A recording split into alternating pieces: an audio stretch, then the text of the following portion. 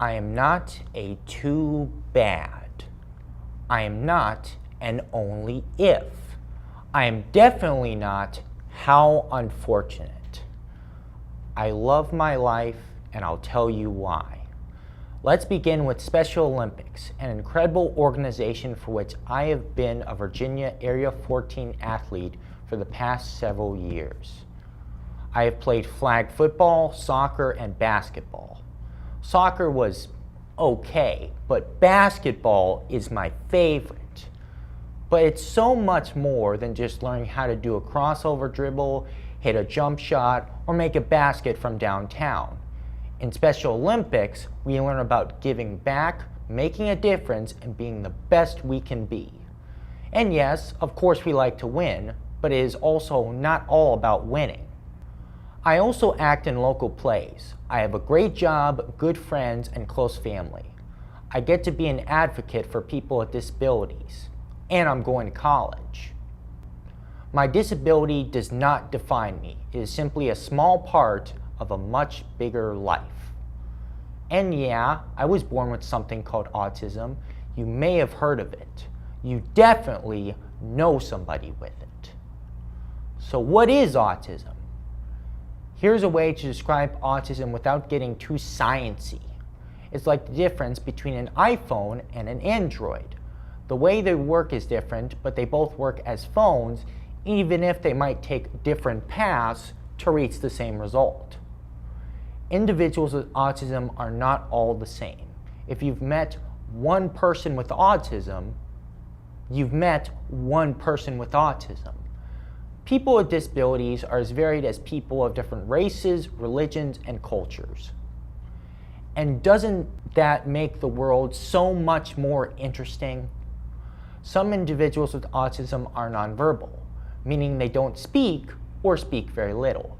But nonverbal is not the same as non-thinking. Please don't make that mistake. Many with nonverbal autism communicate through the written word, including beautiful poetry and stories. Others communicate through technology, like computers and phones, and even have their own blogs. People say those with autism have a neurodivergent brain. I love that term, neurodivergent. Almost makes me feel like I have some kind of superpower, right? Let's talk about some other folks that are believed to have had autism and done pretty well for themselves. Albert Einstein, you might know him as the scientist with the big hair. Wolfgang Amadeus Mozart, one of the most talented musicians and composers of all time. Sir Isaac Newton, the discoverer of gravity, kind of important. How about our third president and writer of the Declaration of Independence, Thomas Jefferson, Michelangelo, Charles Darwin, and poet Emily Dickinson? The list goes on and on. Mind blown, right? So, we've talked about me, we've talked about superpowers and historical figures. Now it's time to talk about you.